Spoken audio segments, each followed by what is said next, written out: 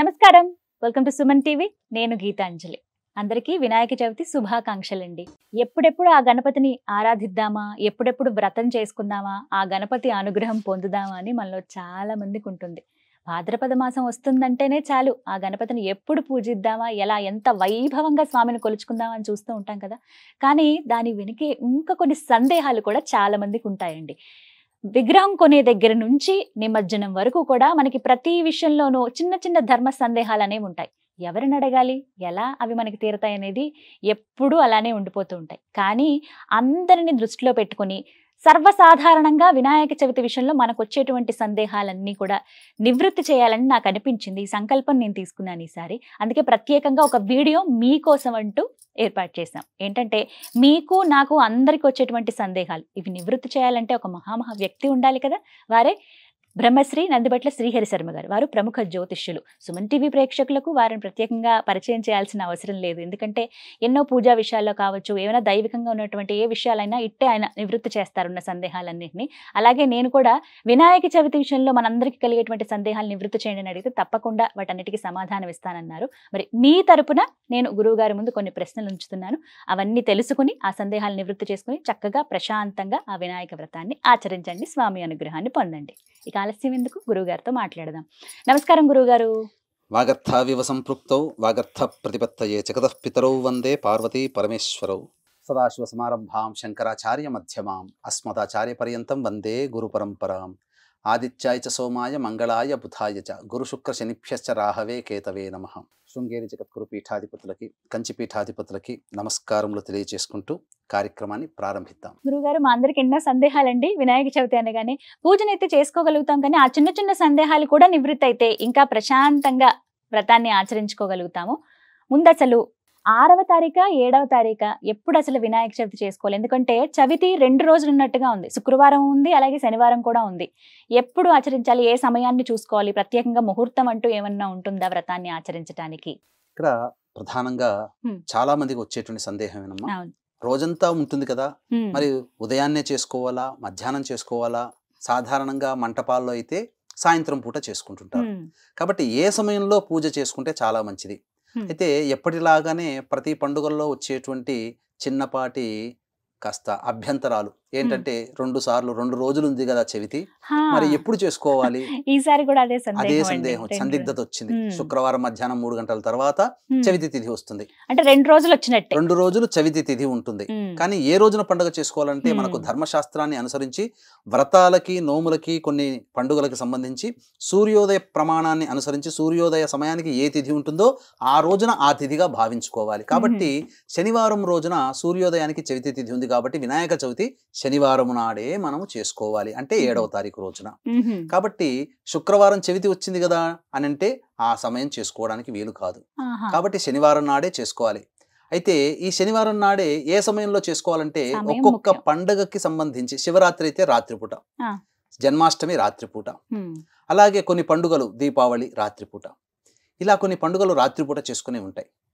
అలాగే ఈ యొక్క వినాయక చవితికి మధ్యాహ్న సమయంలో చవితి ఉండగా ఉండే రోజును జరుపుకోవాలి. కాబట్టి మధ్యాహ్న సమయానికి మనకు 7వ తారీఖు రోజున చవితి ఉంది కాబట్టి మధ్యాహ్న సమయంలోనే వినాయక పూజ చేసుకోమని మనకు శాస్త్రం చెప్పబడి ఉంది. కాబట్టి దీనికి అనుగుణంగా వర్జ్య దుర్ముహూర్తములు లేని సమయము ఉదయం 11 గంటల నుంచి మధ్యాహ్నం 1:20 వరకు ఉన్నటువంటి సమయం.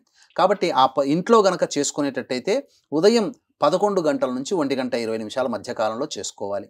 ఇక చాలా మంది మంటపాలు పొద్దున పూట వెళ్ళి మంటపాల్లో అన్ని కూడా సాయంత్రం సంభారాలని చేసుకొని ఆ యొక్క వీధులలో ఉండేటువంటి మంటపాల్లో వినాయకుని పూజ జరుపుకుంటారు. మరి ఆ సమయానికి పంచమి వచ్చేస్తుంది. మరి చవితి పూజ విధానంగా చేసుకోవాలి కదా అని అన్నప్పుడు సంకల్పంలో పంచమీయుక్త చతుర్థ్యాం తిథౌ అని సంకల్పంలో చెప్పుకొని ఆ విధంగా సాయంత్రం పూట అసలు చేసుకోకూడదు. వాస్తవానికి వినాయకుడి పూజ మంటపాలు పెట్టుకున్న వాళ్ళు, ఇంట్లో పూజ చేసుకునే వాళ్ళు ఉదయం పూట చేసుకోండి, 11 నుంచి 1:20 మధ్యాహ్నం లోపల. తదనంతరం సాయంత్రం మళ్ళీ కూడాను పూజ చేసుకోవచ్చు, తప్పేమీ లేదు. ఆ విధంగా మంటపాల్లో ఉన్నవాళ్ళు సాయంత్రం పూట పంచమీయుక్త చతుర్థ్యాం తిథౌ అని సంకల్పంలో చెప్పుకొని సాయంకాలం పూట కూడా ఈ యొక్క గణపతి పూజని చేసుకోవచ్చు. గురుగారు, ముందు రోజు శుక్రవారం అండి, అంటే శుభ్రం చేసుకోవటం కానీ ఏమైనా చేసుకోవాలంటే శుక్రవారం రోజు అసలు ఎక్కడ దేవుళ్ళని కదపం, కనీసం ఆ రోజు అభిషేకాలు కానీ ఏమైనా ఉంటే చేసుకుంటామేమో కానీ ప్రత్యేకించి శుభ్రపరచడం అనేది జరగదు. మరి ఏ రోజున శుభ్రం చేసుకోవాలి? గురువారమా లేకపోతే ఇంకా ముందే చేసుకోవాలా? వినాయక చవితికి సంబంధించినటువంటి పూజా విధానంలో శనివారం నాడు చేసుకుంటున్నాం కదా. ఉమ్, సాధారణంగా శుక్రవారం నాడు ఏ దేవతా పూజా మందిరాన్ని మనము శుభ్రపరచుకోం. చేయమండి. అవును. కాబట్టి ముందు రోజు గురువారం రోజున ఉమ్, ఈ యొక్క చిత్రపటాలన్నీ కూడా శుభ్రపరచుకోవడం, పూజా మందిరాన్ని అంతా కూడా ఆహా. శుభ్రపరచుకోవడం. ఉమ్, ఆ పూజా మందిరంలో నకారాత్మక దృష్టి అంతా వెళ్ళిపోవాలి కాబట్టి ఉమ్, ఆ యొక్క మంచినీటిలో గళ్ళ ఉప్పు రాక్ సాల్ట్ వేసి ఉమ్, ఆ యొక్క నీటితో ఆ పూజా మందిరాన్ని అంతా కూడా శుభ్రపరచుకుంటే ఉమ్, దేవతాశక్తి ఆకర్షింపబడుతుంది. ఆహా. అందుకే దేవతాశక్తి ఇంట్లో రావాలి అని అనుకున్నప్పుడు ఉమ్, సముద్రంలో పుట్టినటువంటి రాళ్ల ఉప్పు ఉంటుంది కదమ్మా, ఆ మంచినీటిలో ఆ రాళ్ల ఉప్పు వేసి ఇల్లంతా గనక శుభ్రపరచుకుంటే ఇంట్లో దేవతాశక్తి వస్తుంది, నెగిటివ్ ఎనర్జీ వెళ్ళిపోతుంది. ఆహా. అలాగే మన పూజా మందిరం కూడా పవిత్రంగా ఉండాలి కాబట్టి పసుపు, గోమూత్రము, ఆహా. అలాగే గళ్ళ ఉప్పు ఇవన్నీ వేసి ఆ యొక్క నీటి పల్చని బట్ట తీసుకుని ఆ బట్టతో శుభ్రంగా చేసుకుని ఆ ఉమ్, విధంగా గురువారం రోజున ఇల్లంతా కూడాను దేవతా పూజా మందిరంతో సహా పటాలతో సహా శుభ్రపరచుకొని ఉమ్, ఇక శుక్రవారం రోజున మామూలుగా దీపారాధన చేసుకోవచ్చు. ఎట్లాగో చేసుకోవచ్చు. మధ్యాహ్నం సమయం తర్వాత చతుర్థి వస్తుంది కాబట్టి దీపారాధన చేసుకుంటే సరిపోతుంది. ఉమ్, ఇక పూజా విధానం అంతా శనివారం నాడు మామూలుగానే ఉమ్. వినాయకుని పూజ చేసుకోవచ్చు. మరి వినాయక విగ్రహాన్ని ఎప్పుడు తెచ్చుకోవాలండి? ఏ రోజున? ముందు రోజా ఇంకా ముందే తెచ్చుకోవాలా? ముందు రోజు చవితి ఘడియలు ఉన్నప్పుడు తెచ్చుకుంటే వినాయకుడికి సంబంధించినట్టు. ఆహా. ఎందుకంటే చవితి ఈసారి అదృష్టవశాత్తు శుక్రవారం నాడు కూడా కదా? ప్రవేశించింది కాబట్టి అవునండి. సాయంత్రం అవును. 5 గంటలకు వెళ్ళి ఉమ్, సంధ్యా సమయంలో ఈ ఉమ్, యొక్క సంబంధించినటువంటి వినాయకుడి మట్టి ప్రమితను తెచ్చుకొని పూజించుకోవచ్చమ్మా. ఉమ్. అయితే వినాయక ప్రతిమ కొనేటప్పుడు మనం తీసుకునేటప్పుడు తీసుకోవాల్సిన జాగ్రత్తలు, నియమం అంటూ ఏమైనా ఉందా? అంటే ఇలాంటి వినాయకుడినే మనం తీసుకొచ్చి పూజించుకోవాలి అంటూ ఏమైనా నియమం ఉందా? అవునమ్మా, శాస్త్ర ప్రకారము మృత్తికా గణపతిని తీసుకోమని చెప్పింది కాబట్టి మట్టి గణపతిని, um, eco friendly Ganapati, green Ganapati అని అంటుంటాం కదా అవును. ఇప్పుడు. ఆ విధంగా మట్టి గణపతిని మనం తెచ్చుకోవాలి. ఉమ్. తెచ్చుకునేటప్పుడు ప్రధానముగా ఏంటనంటే ఏకదంతం అనేటువంటిది ఉండాలి గణపతికి. ఆ, అనగా ఒక వైపున పూర్తిగా దంతం ఉండాలి, ఇంకొక ఉమ్. వైపున సగం కనబడి ఉందా? కనబడనట్టుగా చిన్నగా ఉండాలి దంతం. అది ఉమ్, ఏకదంతం. ఉమ్, ఇక శూర్పాకారం అంటే ఏంటి, చాట చెవులు లాంటివిగా ఉండాలట. ఉమ్, దంతము కూడా అలాగే ఈ యొక్క తొండము కూడా ఉండాలి. ఉమ్, ఇంకా యజ్ఞోపవీతం ఖచ్చితంగా ఉండాలమ్మా విగ్రహానికి. ఉమ్, యజ్ఞోపవీతము గుర్తు లేనటువంటి విగ్రహాన్ని పూజిస్తే శుభ ఫలితాలు రావు. ఉమ్, కాబట్టి అందుకనే ప్రత్యేకించి ఆ యొక్క వినాయకుని యొక్క ప్రతిమ తెచ్చుకున్నప్పుడు ఉమ్, మనం పూజలో భాగంగా యజ్ఞోపవీతం మనం చూడండి వేస్తాం. చక్కగా ఎంత ఏ విధంగానైతే యజ్ఞోపవీతం చక్కగా వేసామో ఈ విధంగా ఇక్కడ కూడా యజ్ఞోపవీతం మనం వేసాం ప్రత్యేకించి అవును. పూజలో భాగంగా. ఉమ్, ఆ విధంగా యజ్ఞోపవీతం ఖచ్చితంగా ఉండాలి. ఉమ్, ఇక ఈ యొక్క స్వామికి సంబంధించినటువంటిది నాగాభరణం ఉండాలి. ఆహా, నడుముకి నడుముకి. నాగాభరణం అనేటువంటిది ఆహా. ఖచ్చితంగా ఉండాలి. ఉమ్, కాబట్టి ఈ విధంగా మృత్తిగా గణపతిని మనం ఆరాధన చేయాలి. ఇప్పుడు 2005 సంవత్సరం నుంచి 2020 సంవత్సరం వరకు కూడా ఉమ్. మొత్తము కూడా ప్లాస్టిక్ మయము, ప్లాస్టర్ ఆఫ్ ప్యారిస్ POP. మయంతో చాలా పియూపితోనే అయిపోయాయి. వరకు అవేనండి. విగ్రహాలు ఉన్నాయి. విగ్రహాలు తీసుకొచ్చినప్పుడు అందులో లోపం ఏంటంటేనమ్మా, విగ్రహం ఎప్పుడైనా కానీ ఉమ్, నిండుగా ఉండాలి. ఉమ్, ప్లాస్టర్ ఆఫ్ ప్యారిస్ తో చేసినటువంటి కంటికి ఇంపుగా రంగులతో హంగులతో కనబడుతుంది, ఆకర్షణీయంగా కనబడుతుంది. దాన్ని వెనక్కి తిప్పి చూసామంటే డొల్ల ఉంటుంది. ఉమ్, డొల్ల ఉన్నటువంటి విగ్రహాన్ని పూజించకూడదు. చేయకూడదు. దానివల్ల నెగిటివ్ ఎనర్జీ వస్తుంది. ఉమ్, అందుకనే ఈ మధ్య కాలంలో అనేక రకాలైనటువంటి సమస్యలతో మానవులు బాధపడుతున్నారంటే చేయాల్సినటువంటి పూజా విధానాన్ని విధి విధానంగా చేయకుండా మనకు నచ్చిన విధంగా మనకు తోచిన విధంగా చేసుకోవడం వల్ల జరుగుతున్నాయి. కాబట్టి శాస్త్ర ప్రమాణాన్ని అనుసరించి పియూపితో చేసేటువంటివి విగ్రహాలు పనికిరావు. కేవలం మట్టితో అలంకరణగా మాత్రమే పనికొస్తాయి తప్ప పూజ చేయడానికి పనికిరావు. కాబట్టి ఎట్టి వాళ్ళైనప్పటికీ కూడా మట్టి వినాయకుడినే మనం పూజ చేయాలి. ఒకవేళ మంటపాల్లో కనుక ఇప్పుడు అన్ని పియూపితో పెడుతున్నారు కాబట్టి కనీసం మంటపంలో పూజ చేసే వినాయకుడిని కూడా మట్టి గణపతితో పెట్టుకొని అలంకారంగా పెద్ద వినాయకుడిని పెట్టుకోవచ్చు. ఉమ్. అంటే ఇక్కడ వినాయక విగ్రహం తీసుకునేటప్పుడు కూడా తొండం కుడివైపునే ఉండాలి అని మరి వెతికి తీసుకుంటారండి చాలా మంది. అది ఖచ్చితంగా నియమమా? వినాయకుడి విగ్రహంకి తొండం అనేది కుడివైపునే ఉండాలా? ఈ తొండానికి సంబంధించినటువంటి వినాయకుడి ప్రతిమలలో అనేక అభిప్రాయాలు ఉన్నాయమ్మా. అందులో ప్రధానంగా కుడివైపుకు తిరిగినటువంటి తొండం ఉన్నటువంటి వినాయక ప్రతిమ ఎక్కడ ఉంటుందనంటే ఆ యొక్క ప్రతిమకి విధి విధానాలు, శాస్త్ర నియమాలు పాటించి ప్రతిరోజు త్రికాలములో ఈ యొక్క పూజా విధానాలు చేసుకోవాలి. చతురావర్తి తర్పణాలు వదలాలి. ఇవన్నీ మానవులుగా పెట్టుకునే చిన్న విగ్రహానికి కుడివైపున తొండ ఉన్నటువంటి విగ్రహాన్ని తెచ్చిపెట్టుకుంటే ఆ విధానంగా చేసే ఉపాసనా పరులైతే చేసుకోవచ్చు. ఇవి ఎక్కువగా దేవాలయంలో ఉంటాయి. దేవాలయంలో ఉండేటువంటి వినాయకుడు ఎక్కువగా కుడివైపున ఉంటాయి. ఎందుకంటే నిత్యము ధూపదీప నైవేద్యాలు పంచోపచార విధానంగా, షోడశోపచార విధానంగా ప్రతిరోజు కూడాను జరుగుతాయి కాబట్టి, నియమ ప్రకారం ఉంటాయి కాబట్టి దేవాలయంలో ఉండేటువంటి విగ్రహాలకి ఎక్కువ శాతం కుడివైపున తిరిగి ఉంటుంది. కానీ సాధారణమైనటువంటి మానవులము మనం అన్ని నియమాలతో మనం పూజ చేసుకోలేము. ఏదో మనకు భక్తి ఉంటుంది, చిరుభక్తి. ఆ చిరుభక్తికి తోడుగా కొద్దిగా ఉన్నటువంటి విధానంతో మనం చేసుకోవాలని ఎవరైనా ఆలోచిస్తారు. కాబట్టి ఎవరైనా కానీ వీక్షించేటువంటి సుమన్ టీవీ ప్రేక్షకులు ఎడమవైపున ఉన్నటువంటి తిరిగినటువంటి తొండ ఉన్నటువంటి వినాయక విగ్రహాన్ని పూజించాలి. కొన్ని వినాయక ప్రతిమలు ఎలా ఉంటాయంటేనమ్మా, అలా ఎడం వైపుకి తిరిగి మళ్ళీ వంకి తిరిగి ఉండి మళ్ళీ కిందికి ఇలా చూస్తూ ఉంటాయి. కొన్ని ఏమో పైకి ఇలా తొండం పైకి ఎత్తినట్టు చూస్తుంటాయి.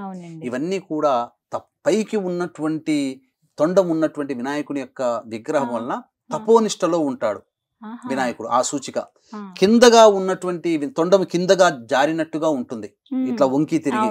అది యోగనిష్టలో ఉంటాడు. తపము చేసుకునేవాడిని, యోగ ధ్యానంలో ఉన్నవాడిని తట్టి లేపకూడదు కదా.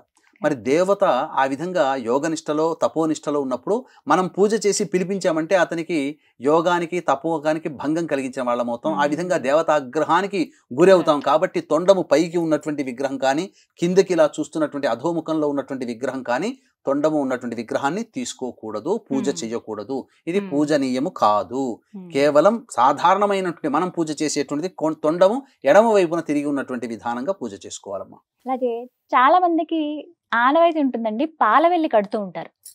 పళ్ళు, అలాగే కొన్ని కూరగాయలు, అలాగే కొన్ని పుష్పాలు, ఇవన్నీ ఇలా వేలాడినట్టుగా పాలవెల్లి చక్కగా అలంకరిస్తారు. కొంతమంది వెండివి కూడా పెడుతూ ఉంటారు.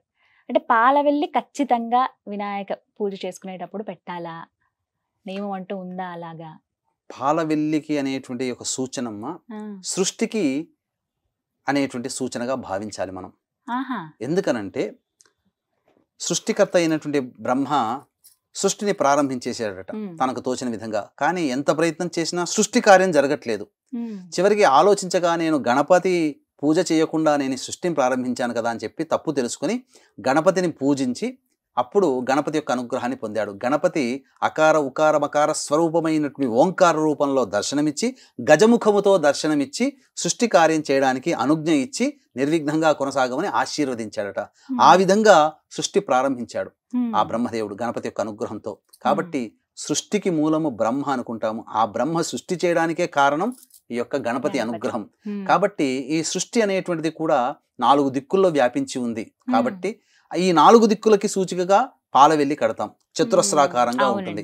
సృష్టిలో మనం ఏ వ్యక్తికైనప్పటికీ కూడా భుజించేటువంటి పదార్థములు ఆ సృష్టిలో మనకు ప్రధానం. మానవులుగా మనకు పండ్లు, కూరగాయలు, ఆకుకూరలు అన్ని ప్రధానమే కదా.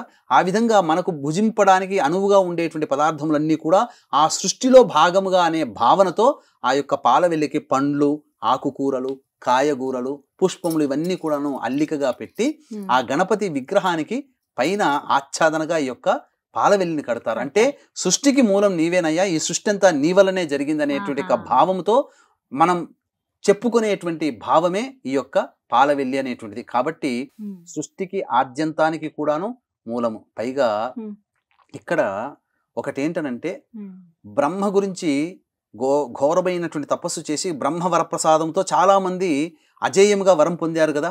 చాలా మంది రాక్షసులు, దేవతలు. అలాగా బ్రహ్మ దగ్గరికి వెళ్ళి నాకు చిరంజీవిత్వం కావాలని అడిగాడట.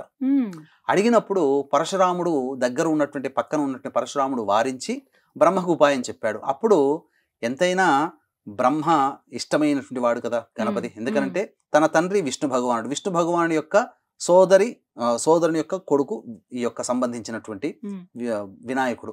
కాబట్టి ఈ యొక్క బ్రహ్మదేవుడు అతనికి చిరంజీవిత్వాన్ని ఒక చక్కగా తెలివిగా అతనికి అందించాడని చెప్పవచ్చు. సృష్టి ప్రారంభము మొదటగా ఆయువు పోసుకునేది నీవే నాయనా. సృష్టి నాశనం అయినప్పుడు అప్పుడు మాత్రమే నీవు తరించిపోతావు. మళ్ళీ సృష్టి ప్రారంభమైనప్పుడు నువ్వు మళ్ళీ ఉద్భవిస్తావు. మళ్ళీ సృష్టి అంతమైపోయినప్పుడు నువ్వు మరణిస్తావు. అంటే ఇక్కడ మొత్తము ఆ యొక్క సృష్టికి అంతటి కూడా ఆయుష్ అతనికే ఉంది కదమ్మా. కాబట్టి తెలివిగా బ్రహ్మవరాన్ని ప్రసాదించాడు. కాబట్టి ఇక్కడ సృష్టికి సంకేతముగా ఆ యొక్క వినాయకుడు ఉన్నాడనే సూచికతో ఆ యొక్క పాలవెల్లిని కడతారమ్మా. ఈ సృష్టి మొదలు వినాయకుడే, అంతము కూడా వినాయకుడు అనే అంతము కూడా సూచనగా పాలవెల్లి. ఖచ్చితంగా కలశం పెట్టుకోవాలా గురువు గారు వినాయక వ్రతం చేసేటప్పుడు? ఇక్కడ కలశం పెట్టుకునే ఆచార సాంప్రదాయం గనక ఉన్నట్లయితే కలశం పెట్టుకుని చేసుకోవచ్చు. మ్మ్. వినాయకుడికి మనకు ప్రతిమ రూపంగా చేసుకోమని మనకు ఉన్నది. కాబట్టి ఈ వినాయకుడిని మాత్రం మనం ప్రతిమా రూపంగా చేసుకుని ముందుగా కలశం పెట్టుకుని కలశ విధానంగా పూజ చేసుకోవచ్చు. కలశం లేకపోయినా ప్రతిమ రూపంగా చేసుకోవచ్చు. కానీ ప్లాస్టర్ ఆఫ్ ప్యారిస్ తో చేసినటువంటి ప్రతిమని కాకుండా ఈకో ఫ్రెండ్లీ గణపతి అయినటువంటి ఈ యొక్క సంబంధించినటువంటి మట్టి గణపతినే మనం ఆచరించండి. అలాగే వినాయక వ్రతం అసలు ఎవరెవరు ఆచరించవచ్చండి? ఎందుకంటే మగవారు మాత్రమే వినాయకుడికి పూజ చేయాలి అని చాలా మంది చెప్తుండగా విన్నాను నేను. ఎంతో మంది కామెంట్స్ రూపంలో కూడా ఈ క్వశ్చన్ అడిగారు. మగవాళ్ళు మాత్రమే చేయాలా, ఆడవాళ్ళు వ్రతం చేయకూడదా, వినాయక చవితి మేము చేసుకుందాం అనుకున్నామే, మేము చిన్నప్పటి నుంచి ఇలా చేసేవాళ్ళమే, అయ్యో అది పొరపాట, ఏమైనా జరుగుతుందా అని చాలా మంది అడుగుతున్నారు. ఈ యొక్క అపప్రథ ఈ సోషల్ మీడియాలో వచ్చినందువల్ల శాస్త్ర ప్రమాణానికంటే కూడా ఎవరి సొంత ఆలోచనలు గుప్పించడం ద్వారా అవి ప్రచారం అవుతున్నాయమ్మా. వాస్తవానికి స్త్రీ పురుష భేదము లేకుండా ఎవ్వరైనా ఈ యొక్క పూజ చేసుకోవచ్చు. ఉదాహరణకి మీకు చెప్తానమ్మా, రావణాసుడి తల్లి కైకసి కదా, ఆమె ప్రతిరోజు సముద్రం దగ్గర నిలుచుని ఉండి చక్కగా మృత్తికముతో శివలింగము ఆచరించి పూజ చేసేది. మరి ఆ పూజ చేయడానికంటే ముందు ఖచ్చితంగా గణపతి పూజ చేసి ఉండాలి కదా. ఆమె కూడా చేసింది కదా.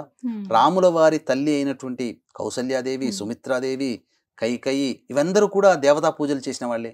వాళ్ళు కూడా గణపతిని ఆరాధించే పూజ చేసి ఉంటారు కదా. అలాగే ఈ యొక్క పాండవుల తల్లి కుంతీదేవి, మాద్రి వీళ్ళందరూ కూడా దేవత, గాంధారి వీళ్ళందరూ కూడా దేవతా పూజలు చేసిన వాళ్ళే. అంటే ఉట్టిగా పూజ చేయటం వేరు, ఈ యొక్క గణపతి పూజను కూడా చక్కగా చేసుకోవచ్చు. స్త్రీ పురుష భేదం లేకుండా ఎవరైనా చేసుకోవచ్చు. ఆడవాళ్లే చేసుకోవచ్చు, మగవాళ్లే చేయాలనేటువంటి నియమం ఏమీ లేదు. అందరికీ అందుబాటులో మగవాళ్ళు ఉండకపోవచ్చు, సందర్భంగా ఆడవాళ్ళు కూడా చేసుకోవచ్చమ్మా, తప్పేమీ లేదు.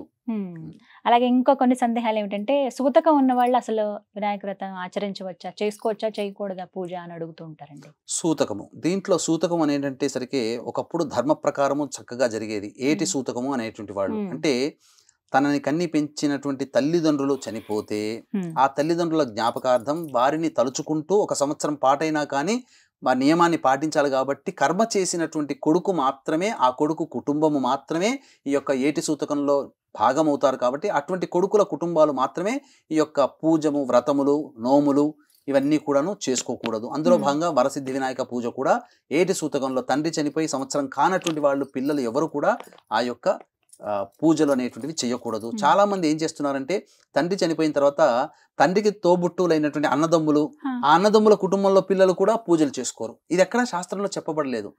తండ్రి చనిపోతే ఆ తండ్రికి పుట్టినటువంటి కొడుకులు మాత్రమే ఆ యొక్క ఏటి సూతకంలో భాగస్థులు అవుతారని చెప్పవచ్చు. అంటే మండపాల దగ్గరికి వెళ్ళొచ్చా అండి? వినాయకుడిని చూడడానికి ఏటి సూతకంలో ఉన్న వాళ్ళు వెళ్ళొచ్చు, తప్పు లేదు. దూరం నుంచి చక్కగా చూడవచ్చు. అందులో ఏదైనా పూజలో భాగంగా చేసుకోవాలని మనసున్నా ఆ యొక్క పూజలో భాగంగా సహాయ సహకారాలు అందించవచ్చు. గర్భిణీలు వినాయకుడి పూజ చేయొచ్చా అండి?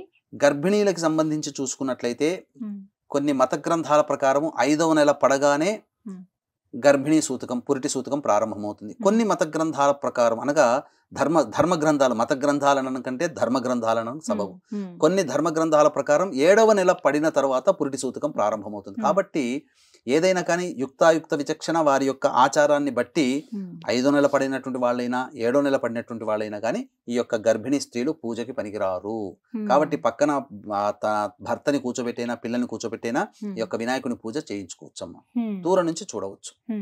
అలాగే వితంతువులు అసలు వినాయకుడి పూజ చేసుకోవచ్చా? అంటే వీరికంటూ ప్రత్యేకంగా ఈ విధంగానే వీరు చేసుకోవాలి అంటే ఏమైనా నియమం ఉందంటారా? ఇక్కడ ఈ యొక్క వినాయకుని, వరసిద్ధి వినాయకుని పూజకి మాత్రము ఎవరికి కూడా వీళ్ళే చేసుకోవాలని కొంతమందికి ఎగ్జామ్షన్, కొంతమందికి లేదమ్మా. వితంతువులు కూడా చేసుకోవచ్చు ఆ వినాయకుని యొక్క అనుగ్రహం. ఎందుకనంటే పూర్వకాలం నుంచి ఈనాటి కాలం వరకు కూడా ప్రతి మనిషి ఏదో ఒక పనిలో నిమగ్నం అవుతాడు కదా, ఏదో ఒక పని చేస్తాడు కదా. ఆ పని చేసేటువంటి క్రమంలో వినాయకుని యొక్క అనుగ్రహం ఖచ్చితంగా పొంది తీరాల్సిందే. కాబట్టి ఆ వినాయకుని పూజలో వితంతువుల, పెళ్లి కాని వాళ్ళ, పెళ్ళైన వాళ్ళ, సంతానం ఉన్నవాళ్ళ, సంతానం లేని వాళ్ళ, ఇలా అంటూ భేదం ఏమీ లేదమ్మా. సర్వమానవులు కూడా, జ్ఞానం వచ్చినటువంటి ప్రతి మానవుడు కూడా ఈ యొక్క వరసిద్ధి వినాయకుని పూజ వినాయక చవితి రోజున చేసుకోవచ్చు. ఆ రోజున ప్రత్యేకంగా అంటే ఎలాంటి నియమం అంటూ అయితే ఏం లేదు, అందరూ ఆచరించదగినటువంటి పూజ. అన్ని ఏర్పాట్లు పూర్తి చేసుకున్నా కొన్ని ఆటంకాలు ఏర్పడుతూ ఉంటాయండి మహిళలకి, ప్రత్యేకించి చిన్నపిల్లలు అయితే కనుక వాళ్ళు రజస్వలు అవటం కానీ, బహిష్టులు రావటం కానీ, అంటే ఏర్పాట్లన్నీ చేసేసుకుని మరి కాసేపట్లో పూజ చేసుకుంటాం అనగా ఏమన్నా అడ్డంకులు వస్తే గనక అప్పుడు ఎలా అసలు మరి? ఇది చాలా మందికి వచ్చేటువంటి సందేహమేనమ్మా. ఇది ఎందుకంటే ప్రకృతి ప్రసాదమైనటువంటిది. అంటే మనం పిలిస్తే వచ్చేది కాదు, పొమ్మంటే అవును. పోయేది కాదు. కాబట్టి ఈ యొక్క అన్ని ఏర్పాట్లు చేసుకున్నటువంటి స్త్రీలు చక్కగా ఆనందంగా చేసుకునే సమయానికి ప్రకృతి పరంగా ఏదైనా అడ్డంకి వచ్చినప్పుడు ఆ యొక్క పూజ స్థలానికి దూరంగా ఉండడమే మేలు. ఆ యొక్క పూజ జరుగుతున్నన్ని రోజులు ఏ విధంగా కూడాను ఇంట్లో ఎటువంటి వస్తువుల్ని తాకకూడదమ్మా. ఇంట్లో అటు ఇటు తిరగకూడదు. అసలు పూజా మందిరానికి దగ్గరలో ఉండకూడదు. ఈ నియమాన్ని పాటించగలిగితేనే ఇంట్లో పూజ చేసుకోండి బహిష్టు అయినటువంటి వాళ్ళు. ఇవన్నీ మేము పాటించలేమండి, మేము ప్రతి నెల కలుపుకుంటాం కదా, అసలైతే శాస్త్ర ప్రకారం కలుపుకోకూడదు. ఆ రజస్వలైనటువంటి స్త్రీలు ప్రతి నెల ధర్మ ప్రకారము ఆ యొక్క 3 రోజుల పాటు ఏ విధంగానూ ఇంట్లో తిరగకూడదు. అంటే తిరగకూడదు ఇన్ ద సెన్స్ ఎటువంటి వస్తువుల్ని ముట్టుకోకూడదు. 4వ రోజు ఇల్లు శుభ్రం చేసుకోవడానికి పనికి వస్తుంది. 5వ రోజు నుంచి దేవతా పూజా కార్యక్రమాలు చేసుకోవడానికి ఆమె పనికి వస్తుందమ్మా. అయితే శ్రావణ మాసంలో అయితే శ్రావణ శుక్రవారం వ్రతం అండి, మొదటి శుక్రవారం కాకపోతే రెండో వారం అవ్వకపోతే 3వ వారమో 4వ వారమో ఇలా అవకాశం ఉంటుంది. వినాయక చవితికి ఆ పూజకి ప్రత్యేకించి ఇలా ఏమైనా అవకాశం ఉందా? ఒకవేళ ఇప్పుడు పూజ చేసుకోలేకపోతే గనక 7వ తారీఖున వచ్చేటువంటి ఈ చవితి రోజున మళ్ళీ ఎప్పుడన్నా పూజను ఆచరించవచ్చా వ్రతాన్ని? దీనికి మనకు శాస్త్రాంతర్గతంగా దీనికి కూడా వెసులుబాటు ఉందమ్మా. ఎందుకంటే ఒకప్పుడు పిల్ల పాపలతో కూర్చొని పూజ చేసుకునే వాళ్ళు. ఇంకా పైన వెళ్ళినట్లయితే కుటుంబ సభ్యులందరూ కూడా మేనత్తలు, మేనమామలు, బాబాయిలు, పిన్నమ్మలు, అందరూ పెదనాన్నలు, అందరూ ఆయమ్మలు, పెద్దమ్మలు అందరూ వచ్చి కుటుంబ సమేతంగా కూర్చొని అంగరంగ వైభవంగా ఈ యొక్క వినాయక చవితి పూజని చేసుకునేవాళ్ళు. కాలక్రమేణా కుటుంబం వరకు వచ్చింది. ఇప్పుడు న్యూక్లియర్ ఫ్యామిలీస్ అయిపోయాయి. ఇప్పుడు చాలా బిజీ స్కెడ్యూల్ అయిపోయింది. అందరికీ ఏవేవో పనులు, ముందుగానే అవన్నీ కూడా పనులు ఎంగేజ్ అయిపోతుంటుంటారు. కొంతమంది ఈ రకంగా ప్రకృతి పరంగా ఇబ్బంది వచ్చినటువంటి ఆడవాళ్ళు చేసుకోలేకపోతారు. బిజీ స్కెడ్యూల్లో ఉండి చేసుకోలేకపోతారు. అటువంటి వాళ్ళు ఏం చేయాలి అని అంటే, భాద్రపద మాసంలో వచ్చే సంకష్టహర చతుర్థి, పౌర్ణమి వెళ్ళిన తర్వాత వచ్చే చతుర్థి ఉంటుంది కదా, ఆ సంకష్టహర చతుర్థి రోజున వినాయకుని పూజ వినాయక చవితి రోజున ఏ విధంగా చేసుకుంటామో అదే విధానంతో గనక ఆ పూజ చేసుకుంటే వినాయక చవితి రోజున చేసినటువంటి పూజా విధానము మనం ఫలితాన్ని మనం పొందుతాము. ఆ రోజున చేసుకోవచ్చా అండి? ఇబ్బంది లేదు. చాలా మందికి ఏదొక అంటే అయ్యో అడ్డంకి వచ్చింది, ఎలాగా ఈ సంవత్సరం ఇంకా చేసుకోలేమేమో అని బాధపడిపోతూ ఉంటారు. వాళ్ళకి చక్కగా పౌర్ణమి తర్వాత వచ్చేటువంటి సంకష్టహర చతుర్థి ఆ రోజున వ్రతాన్ని చేసుకోవచ్చు అంటారు. అలాగే వినాయక వ్రతం అని అనగానే అందరికి గుర్తొచ్చేది పత్రులు. ప్రధానంగా ఏ రకమైన పత్రితో పూజ చేయాలి? ఎందుకంటేనండి ఊర్లల్లో అంటే రకరకాల పత్రులు అందుబాటులో ఉంటాయి. ఇది వరకు రోజుల్లో బాగా ఉండేవి. ఇప్పుడు అసలు ఈ కాంక్రీట్ జంగిల్లో ఇలాంటి సిటీస్లో దొరకట్లేదు. కొన్ని మార్కెట్కి వెళ్ళి ముందు రోజు తెచ్చుకుందాం అన్నా కూడా ఏవో ఒక 4-5 రకాలు దొరుకుతున్నాయి, ఇవే ఉన్నాయని వాటితో సరిపెట్టుకుని తెచ్చేసుకుంటున్నాం. అసలు ఎన్ని రకాల పత్రులతో పూజ చేయాలి? ముఖ్యమైన పత్ర అంటూ ఏదన్నా ఉందా? మొత్తము 21 పత్ర పూజ అని చెప్పబడిందమ్మా. 21 పత్రాలు. అయితే మీరు అన్నట్టుగా పల్లెటూళ్ళలో చుట్టుపక్కల ఉన్నటువంటి వాళ్ళు కొన్ని తెచ్చుకోగలుగుతారు. సిటీలో ఉన్న వాళ్ళకి మాత్రం దుర్భేద్యం. అసలు 21 పత్రాలు లభించడం అనేటువంటిది ఎంతో భక్తి ఉండి శ్రద్ధ ఉంటే తప్ప అవి లభించుకోలేరు. కాబట్టి దీనికి ప్రత్యామ్నాయంగా మనం ఏంటంటే గణపతికి ఇష్టమైనటువంటిది దూర్వ అంటే గరిక. ఈ గరికతో గనక పూజ చేసినట్లయితే 21 పత్రాలలో ఈ గరిక కూడా ఒకటి కాబట్టి ఈ యొక్క గరిక పూజని చేయాలి. అంటే ఏంటి, మొత్తం 21 నామాలు కదమ్మా. 21 నామాల్లో 2 చొప్పున ప్రతి నామానికి 2 చొప్పున గరిక. ఇగో వీక్షించేటువంటి ప్రేక్షకులకి గరిక ఏ విధంగా ఉండాలో నేను మీకు తెలియచేస్తాను. చూడండి, ఇది గరిక అండి. చాలా జూమ్లో చూపిస్తున్నాము, చూడండి. ఇది గరిక. కాబట్టి ఈ గరికని సాధారణంగా ఇలాగే తెచ్చుకొని పూజలో చేస్తుంటారు. కానీ దీన్ని ఇలా వాడకూడదు. ఇక్కడ గరిక పైన అమ్మ ఇక్కడ కొన్ని కొమ్మలు శాఖోపశాఖలుగా ఈ 3 ఉన్నాయి చూడండి అమ్మా. ఇప్పుడు ఈ విధంగా ఉంది కదా. ఇవన్నీ తీసిన తర్వాత ఇక్కడ పైన అగ్రభాగాన 3 ఉన్నటువంటిది చూసుకోవాలి. ఈ 3 ఉన్నటువంటి దాన్ని ఇక్కడ దీన్ని ఈ విధంగా కట్ చేసి, ఇప్పుడు ఇది గరిక అసలైనటువంటి పూజకి పనికొచ్చేటువంటిది. ఈ విధంగా 3 ఉంటాయి. అంటే త్రిశూలం లాగా ఉంటుంది. దీన్ని దూర్వాంకురములు అని అంటారు. దూర్వ అంకురము అగ్రభాగంలో ఉంటుంది. ఈ అంకురముతో ఒక్కొక్క నామంతో మనం పూజ చేసుకోవాలి. కాబట్టి ఈ దూర్వాంకురాలని 2 తీసుకోవాలమ్మా. 2 తీసుకొని 21 నామ పత్ర పూజ చేస్తాం కదా, ఆ 21 పత్ర పూజలో భాగంగా ఒక్కొక్క నామంతో ఒక్కొక్క పత్రంతో పూజ చేయాలి కదా. అన్ని పత్రాలు లేనటువంటి వాళ్ళు ఈ యొక్క దూర్వాంకురాలని 2 సంపాదించుకొని ఒక నామముతో 2 పెట్టాలి. ఈ విధంగా 10 నామాలతో పెడితే 20 అవుతాయి. 21 పూజలు చేయాలి కదా. అప్పుడు ఒక దూర్వాంకురం తీసుకొని మిగతా 11 నామాలు చెప్పి ఆ యొక్క 11 నామాలకి ఒకేసారిగా ఈ యొక్క ఒక్క గరిక సమర్పిస్తే చాలు. 21 పత్రాలతో పూజ చేసిన ఫలితాన్ని మనం పొందుతాం.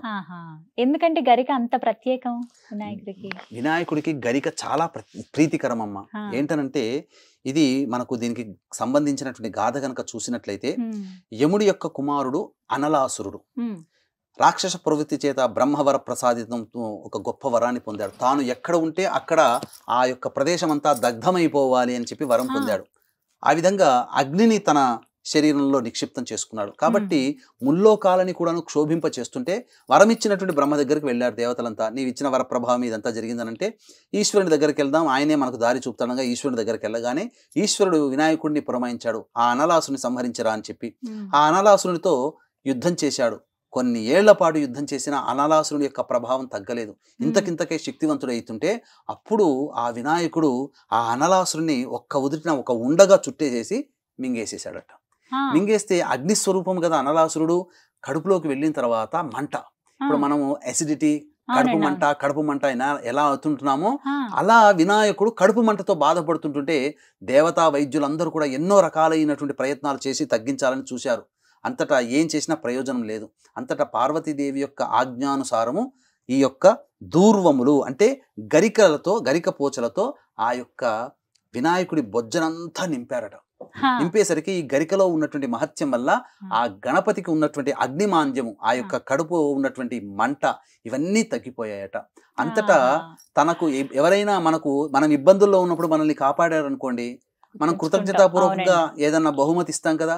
ఆ విధంగా గరిక తన యొక్క తాపాన్ని కాపాడింది కాబట్టి, తాపాన్ని హరింప చేసింది కాబట్టి, తనకి ఆరోగ్యాన్ని ఇచ్చింది కాబట్టి ఆ గరికను తన పూజలో అగ్రగణ్యురాలుగా చేసుకున్నాడట వినాయకుడు. అందుకనే వినాయకుడికి ఏ పూజ ఏ పత్రంతో పూజ చేసినా చేయకపోయినా గరికతో గనక పూజ చేసినట్లయితే గణపతి చాలా సంతృష్టి పడతాడు.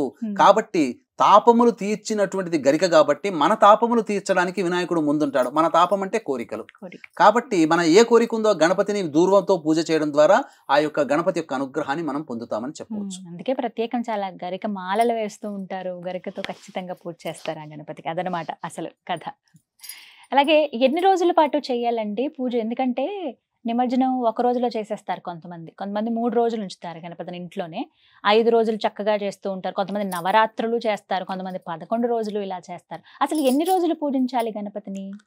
తప్పకుండానమ్మా. ఈ యొక్క విధానాన్ని తెలుసుకునేందుకు ఈ యొక్క వీక్షించేటువంటి సుమన్ టీవీ ప్రేక్షకులకి దసరా శరన్నవరాత్రుల సందర్భంగా సంవత్సరం పాటు మీ యొక్క కుటుంబ సభ్యుల అందరి గోత్రనామాదులతో ఒక పుణ్యతిథి రోజున ఏకాదశి కానీ, పౌర్ణమి కానీ, లేదా మాస శివరాత్రి రోజున కానీ ఒక్కొక్క పుణ్యక్షేత్రములో ప్రధానంగా అందరికీ ఆయుష్ ఉంటేనే అన్ని కోరికలు సిద్ధించుకోగలుగుతాం, శరీరం ఉంటేనే అన్నీ మనం సంపాదించుకోగలుగుతాం. కాబట్టి మృత్యుంజయ మూలమంత్ర హోమం అనేటువంటిది చేయించడం జరుగుతుంది.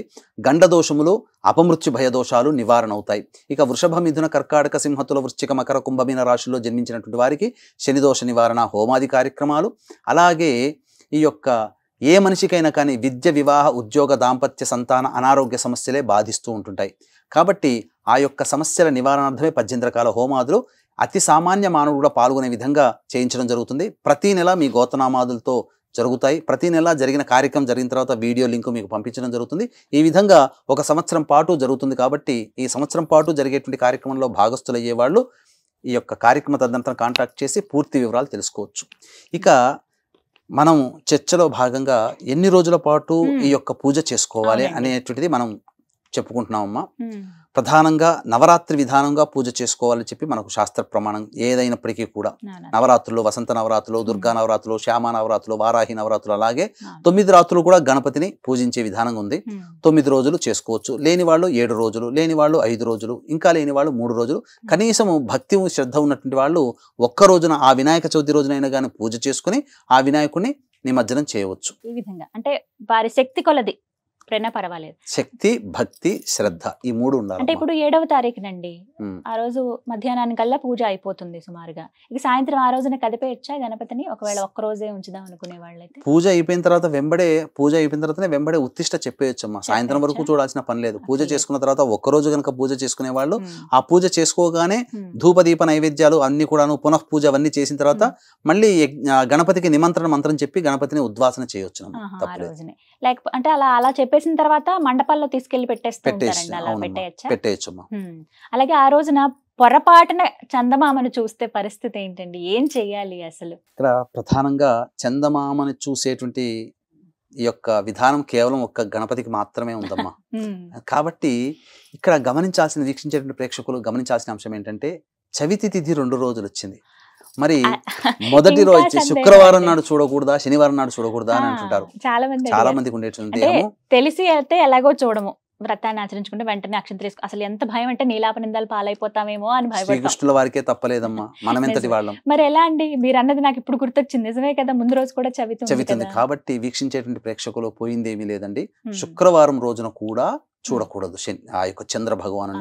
శనివారం నాడు కూడా చూడకూడదు. 2 రోజుల పాటు చంద్రుని చూడకూడదు. ఇదేంటండి, ఒక్క రోజే కదా మనకు శాస్త్రం చెప్పబడి ఉంది, మీరేంటి 2 రోజులు అంటున్నారు అని అంటే, పార్వతీదేవి శాపం ఇచ్చినటువంటి సమయానికి చవితి రోజున నా కొడుకు ఈ పట్టాభిషిక్తుడు అవుతున్నాడో ఆ చవితి రోజున హేళన చేసి నా కొడుకు మరణానికి కారణమయ్యావు కాబట్టి ఆ చవితి నిన్ను చూసిన వాళ్ళందరూ కూడా నీలాపనిందలు పడతారు అని చెప్పి శాపం ఇవ్వడంతో ప్రపంచమంతా అట్టుడికిపోయింది కదా. ఎవరు చంద్రుని చూడట్లేరు, ఓషధులు కూడా మొలకెత్తట్లేవు. ఆ విధంగా దేవతలందరూ వెళ్ళి అమ్మవారిని శాంతింపచేయగా, ఏ పుట్టినరోజునైతే నువ్వు నవ్వి నా కొడుకు మరణానికి కారణం అయ్యావో ఆ రోజున నిన్ను చూసిన వాళ్ళకి మాత్రమే నీలాపనిందలు కలుగుతాయని చెప్పింది. పార్వతీదేవి యొక్క అమ్మ వచనం ప్రకారము చతుర్థి తిథి రోజున నిన్ను చూసిన వాళ్ళకి అని చెప్పింది. మరి చతుర్థి తిథి శుక్రవారం మధ్యాహ్నం 3 గంటలకు ప్రవేశం చేస్తుంది కదా. మరి అప్పుడు శుక్రవారం రాత్రి కూడా చంద్రుడు చతుర్థిలోనే ఉంటాడు, చతుర్థి తిథిలోనే ఉంటాడు. అలాగే శనివారం ఎలాగో వినాయక చవితి, కాబట్టి శుక్ర శనివారాలు 2 రోజులు చూడకుండా ఉండడమే మేలు, ప్రాశస్త్యము, విధానము కూడా అదే అని చెప్పవచ్చు. ఇక పొరపాటున గనక ఎవరైనా చంద్రుని చూస్తే తప్పదు, నీలాపనిందలు మోయక తప్పదు. అయితే ఇక్కడ ప్రధానంగా గమనించాల్సినటువంటి అంశం ఏంటంటే, ఈ యొక్క నీలాపనిందలు కలిగినప్పుడు ఎట్లాగో పొద్దున పూట మనం పూజ చేసుకుంటాం కదా, పూజ చేసుకునే భాగంలో కథ అవన్నీ చదువుతాం కదా, అందులో ప్రత్యేకమైనటువంటిది కృష్ణ భగవాన్ల వారు చంద్రుని చూసి నీలాపనిందలు కలిగి తన యొక్క ప్రయత్నం చేత నీలాపనిందలు పోగొట్టుకున్నటువంటి కథని శమంతకోపాఖ్యానము అని ఉంటుంది. ఆ యొక్క శమంతకోపాఖ్యానము కథని గనక చక్కగా ప్రశాంతముగా భక్తితో చదివి ఆ యొక్క గణపతి దగ్గర పూజ చేసినటువంటి అక్షితలు మిగిలి ఉంటాయి కదా, ఆ గణపతి పాదాల దగ్గర ఉన్నటువంటి అక్షితల్ని శిరస్సున జల్లుకొని ముమ్మార్లు కూడా ఆ యొక్క గణపతికి నమస్కారం చేసి నీలాపనిందల నుంచి నన్ను తొలగించు స్వామి అని చెప్పి ఒక 11 గుంజీళ్లు తీస్తే చాలమ్మా. తప్పకుండా గణపతి మనకు వచ్చేటువంటి ఆపదలని కూడాను కాచుకొని కూర్చుంటాడు, ఆపదల నుంచి మనల్ని గట్టెక్కిస్తాడని చెప్పవచ్చు. వినాయకుడి పూజలో తులసి పత్రాన్ని అస్సలు వినియోగించరు, అసలు తులసితో వినాయకుడికి పూజే చేయొద్దు, అసలు మీరు ఒకవేళ పత్రాలు అవి తీసుకొచ్చేటప్పుడు తులసి మాత్రం తీసుకురాకండి అని చెప్తూ ఉంటారండి. ఎందుకని, ఏమైనా కారణం ఉందా? కారణం ఉందమ్మా. మనకు శాస్త్ర ప్రమాణాన్ని అనుసరించి ఒక్కొక్క దేవతకి ఒక్కొక్క పూజలలో భాగంగా కొన్ని పత్రములు అలాగే కొన్ని పుష్పాలు పూజించకూడదు. ఇప్పుడు ఈశ్వరుడికి మొగలి పూలతో పూజ లేదు, ఎందుకని? శాప ప్రభావం. అలాగే వినాయకుడికి తులసి పూజ నిషేధము. ఎందుకనంటే ఈ తులసి దేవి అమ్మవారు విష్ణువుని భర్తగా కోరి ఘోరమైనటువంటి తపస్సు చేస్తే ఆ యొక్క దేవత ఆమెకి ప్రత్యక్షమై బదరికాశ్రమంలో విష్ణు భగవానుడు వస్తాడు, ఆ వచ్చినటువంటి వ్యక్తిని నిన్ను వివాహం చేసుకుంటాడు, అతనే నీ భర్త అని అమ్మవారికి చెప్తుందమ్మ. చెప్పిన తర్వాత ఆమె బదరికానికి కనుక ఇప్పుడున్నట్టు బద్రీనాథ్కి వెళుతుంది. అంతటా ఈ యొక్క పట్టాభిషిక్తుడైనటువంటి గణపతి యవ్వనంలో ఉన్నాడు కదా, చక్కగా గంధ పుష్పాదులన్నీ ధరించి అదే సమయానికి గంగా నదీ తీరంలో విహరిస్తున్నాడు. ఆమె అనుకుంది విష్ణువే ఇతనేమో అని భ్రమతో ఆ యొక్క వినాయకుడు వెంటపడి నన్ను చేసుకో అని అంటుంటే వినాయకుడు దివ్య దృష్టితో చూస్తాడు. తులసి ఎవరో కాదు, నా యొక్క పెద్ద తల్లి, అంటే విష్ణు భగవాన్ యొక్క భార్య.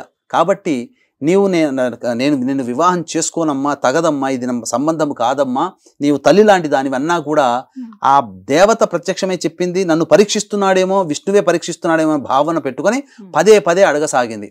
అడగసాగిన తర్వాత అప్పుడు జరిగిందంతా కోపోద్రిక్తుడైనటువంటి ఆ వినాయకుడు కోపోద్రిక్తుడై, నీవు నాకు తల్లితో సమానము, నేను పార్వతీ తనయుని వినాయకుడిని, వద్దనకుండా నా వెంట పడుతున్నావు కాబట్టి నీవు భూలోకంలో వృక్షమై జన్మించుగాక అని చెప్పి శపిస్తాడు. శపించేసరికి ఆ తులసి మాత్రం ఆగుతుందా? నీకు కూడా నన్ను పెళ్లి చేసుకోమంటే నీవు అసలు విషయాన్ని దాచిపెట్టి నన్ను ఆగ్రహంతో, నా మీద ఆగ్రహంతో నన్ను శపిస్తావా? నీకు 2 పెళ్లిళ్ళు జరుగుగాక అని చెప్పి శపించింది.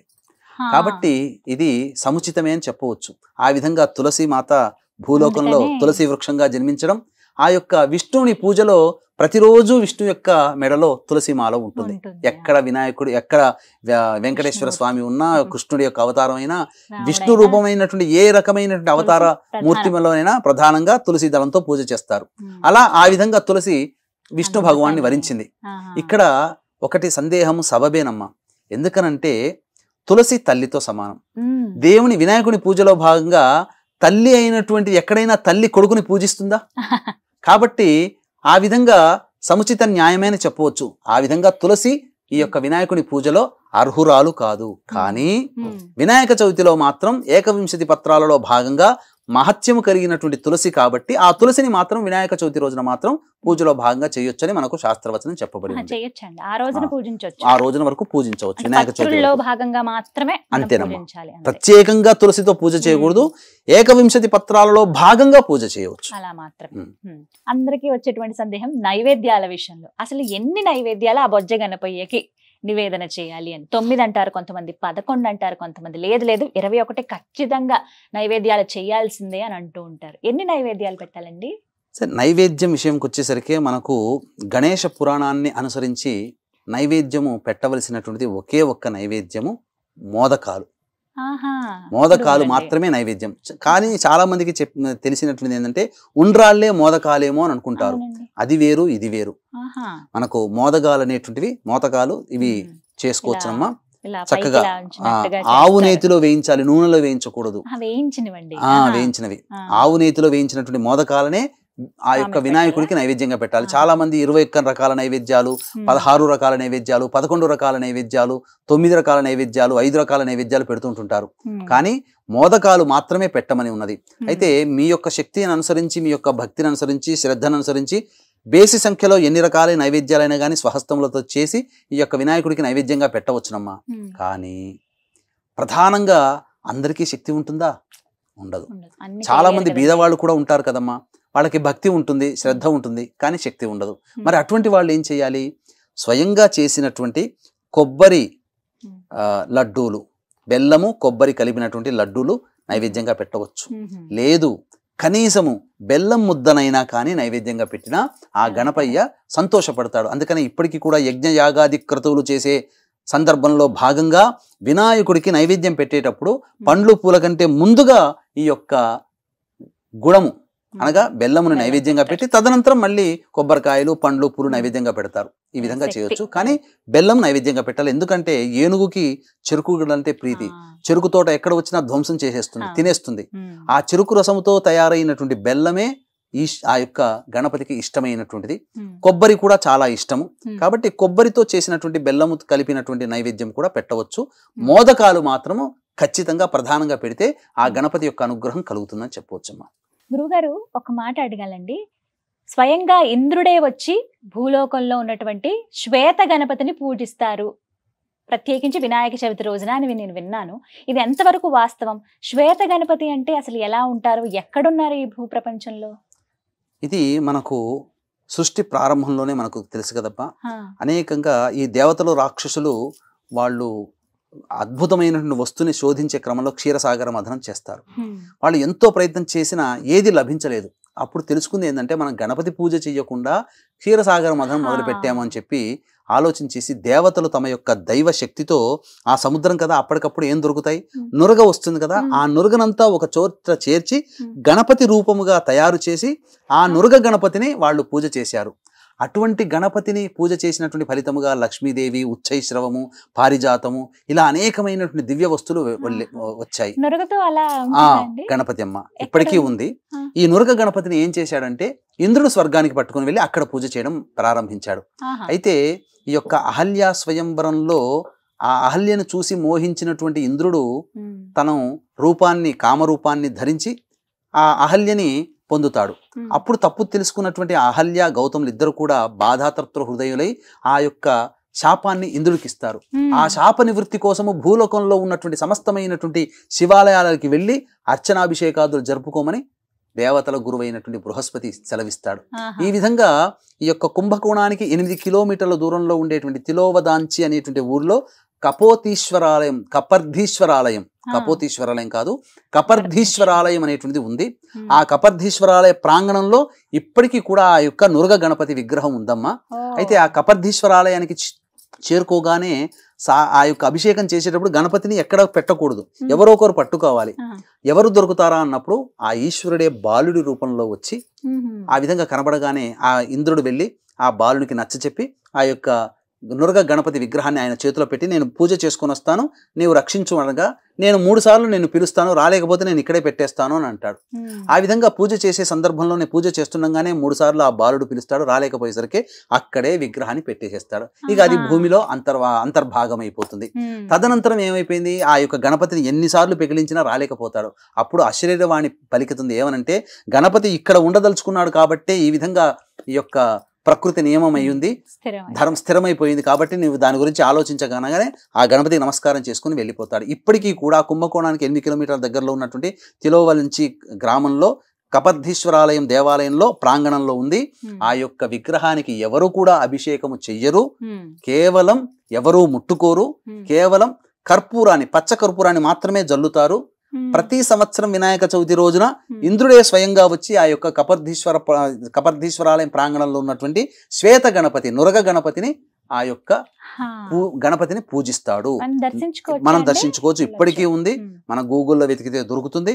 చక్కగా ఆ యొక్క నురగతో చేసినటువంటిది దాన్ని శ్వేత గణపతి అని అంటారు. వీక్షించాలి ఒకసారి. స్వామి అనుగ్రహం ఉంటే ఖచ్చితంగా వెళ్ళి చూస్తాం. తప్పకుండా అమ్మా, ఆ స్వామి అనుగ్రహం మీకు అతి త్వరలో కలగాలని ఆశీర్వచనం. తెలుసుకోవటమే గొప్ప విషయం, ఎందుకంటే ఇలా తెలియనివి చాలా ఉన్నాయి. కానీ ఆ సందేహం అడగటం, మీరు నివృత్తి చేయటం చాలా సంతోషం. గురుగారు, పూజ చేసుకునేటప్పుడు వినాయకుడి పూజ వ్రత ఖచ్చితంగా వినాల్సిందేనా? అంటే వ్రతాన్ని కాకుండా ముందుగా చేసుకునేటువంటి పూజ అదొకటి పూర్తి చేసుకుంటే చాలా? వ్రతము అంటేనే కథతో కూడుకున్నటువంటి దాన్నే వ్రతం అంటారమ్మా. నోముకి వ్రత కథకి సంబంధం లేదు. కాబట్టి వ్రతం అనేటువంటిది చేసినప్పుడు ఖచ్చితంగా దాని అంగభూతంగా కథ కూడా ఉంటుంది. ఆ కథ మనకు ఎంత బాగా తెలిసినా కథ వినాల్సిందే, తప్పదు. కథ వినకుండా మనం కేవలం వ్రతాన్ని మాత్రమే చేస్తే ఆ యొక్క ఫలితము లభించదు. దీనికి ప్రత్యక్ష ఉదాహరణ మనకు సత్యనారాయణ స్వామి వ్రతంలో సాధు అనేటువంటి వైశ్యుడు సంతానం కలిగితే వ్రతం చేసుకుంటానని, సంతానం పెద్దగైన తర్వాత చేసుకుంటానని, సంతానానికి పెళ్ళైన తర్వాత చేసుకుంటానని మాట ఇస్తాడు. ఆ యొక్క అన్నిసార్లు మాట తప్పడం వల్ల ఆ యొక్క దేవదేవుడికి ఆగ్రహం కలిగి వారు ఇంటికి వచ్చేటువంటి సందర్భంలో వారు ఊరికి దగ్గరికి చేరుకోగానే వారు ఉన్నటువంటి యొక్క సంబంధించినటువంటి అదృశ్యం అవ్వడం, మళ్ళీ ఆ యొక్క దేవదేవుని యొక్క అనుగ్రహాన్ని పొందడం, తద్వారా వాళ్ళు మళ్ళీ పునర్జీవితాలు తెలుస్తుంది. ఇదంతా మనకు కథలో భాగంగా వచ్చేదే. కానీ ఈ యొక్క తల్లి కూతులకి ఇద్దరికి కూడా మీ భర్త అల్లుళ్ళు ఇద్దరు వస్తున్నారని సేవకులు వచ్చి చెప్తారు కదమ్మా. ఆ చెప్పిన సందర్భంలో ఎప్పుడో చిన్నప్పుడు 12-13 ఏళ్ళప్పుడు పెళ్లి చేసుకుంది అమ్మాయి. ఒక 10 ఏళ్ళైనా అయి ఉంటుంది. నా భర్త ఎలా ఉన్నాడో, పెద్దగా అయ్యాడు, యవ్వనంలో ఉన్నాడు, అందగాడా, ఎలా అయ్యాడు అని చూడాలనే ఉత్సాహంతో ఆ సమయంలో ఆ వార్త ఎప్పుడు తెలుస్తుంది? సత్యనారాయణ స్వామి వ్రతం చేస్తున్నప్పుడు తెలుస్తుంది. ఆ తర్వాత ఆ ఉత్సాహము ఉత్సుకతలో అత్యుత్సాహంతో వ్రత కథ వినకుండా వ్రతాన్ని మాత్రమే పూర్తి చేసుకొని భర్తని చూడడానికి వెళుతుంది. అంతటా ఆగ్రహోద్రగ్రుడైనటువంటి ఆ సత్యనారాయణ స్వామి బుద్ధి చెప్పాలనేటువంటి ఒక ఉద్దేశంతో భర్త ఉన్నటువంటి పడవ, ఆ అమ్మాయి భర్త ఉన్నటువంటి పడవ మునిగిపోతుంది. అంతటా అందరూ విచారిస్తారు, ఏంటమ్మా ఏం చేసావు, ఏదైనా లోపం జరిగిందా, వ్రతంలో ఏమైనా లోపం జరిగిందా అని అంటే, నేను కథ వినలేదమ్మా అని చెప్తుంది. అంబడే మళ్ళీ వచ్చి మళ్ళీ ఆచమనం చేసి మళ్ళీ పూర్తిగా కథ విని అపరాధ క్షమ స్తోత్రము చదివి అక్షితలు నెత్తిన వేసుకొని తిరిగి ఆ పడవ ఉన్న చోటికి వెళితే క్షేమంగా పడవతో సహా తేలుతాడు తన భర్త. కాబట్టి వ్రతములో కథ ఎంత ఇంపార్టెంటో ఈ సత్యనారాయణ స్వామి వ్రత కథలో ఈ యొక్క 3-4 భాగాలు కథలు చదవచ్చు, తద్వారా మనం తెలుసుకోవచ్చు. కాబట్టి వీక్షించేటువంటి ప్రేక్షకులు ఖచ్చితంగా మనకు ఎంత బాగా కథ తెలిసినప్పటికీ కనీసం గుర్తు తెచ్చుకోండి, మననం చేసుకోండి. కనీసం పుస్తకంలో ఉన్నటువంటి కథనైనా ఆ పూజ చేసిన తర్వాత ఇంటిల్లిపాది అందరూ వినే విధంగా గట్టిగా కథ చదవండి, అందరికీ వినిపించండి, అందరి చేత చదివించండి. కథ లేని వ్రతము సంపూర్ణము కాదు, సంపూర్ణ ఫలితాన్ని ఇవ్వదు. మనకి ఇంకా దుష్ప్రభావాన్ని కలగచేస్తుంది. కాబట్టి వ్రతం ఎంత నిష్టగా చేసుకుంటామో అంతే భక్తితో ఈ యొక్క వ్రత కథని కూడా మనం ఆచరించాలి. చాలా చక్కగా వివరించారు గురువుగారు. ప్రతి ఒక్కరికి వచ్చేటువంటి సందేహాలు ఇవి. వినాయక చవితి వ్రతాన్ని ఆచరించడం పట్ల ఏ విధంగా చేసుకోవాలి ఏంటి అనేది ప్రతి ఒక్కటి కూడా చాలా చక్కగా నివృత్తి చేశారు. ధన్యవాదాలు గురువుగారు. నమస్కారం అండి. సర్వం శ్రీ ఉమామహేశ్వర పరబ్రహ్మార్పణమస్తు. విన్నారుగా, ఇవన్నీ మనందరికీ వచ్చేటువంటి సందేహాలే. చక్కగా ఇవన్నీ నివృత్తి అయ్యాయి మీ అందరికని భావిస్తూ మీరు కూడా చాలా చక్కగా ఆ స్వామిని ఆరాధించండి. ప్రత్యేకించి వ్రతాన్ని చేసుకోండి. ఆ వరసిద్ధి వినాయకుడి అనుగ్రహం మీకు ఎల్లవేళలా ఉండాలని, మీ జీవితంలో కలిగేటువంటి విఘ్నాలు ఆయన ఎప్పటికప్పుడు ఆపి మీకు కరుణ చూపించాలని, ఆ స్వామి కటాక్షం మీకు ఎప్పుడు ఉండాలని మనస్ఫూర్తిగా కోరుకుంటూ ఓం గం గణాధిపతయ నమః. నమస్కారం.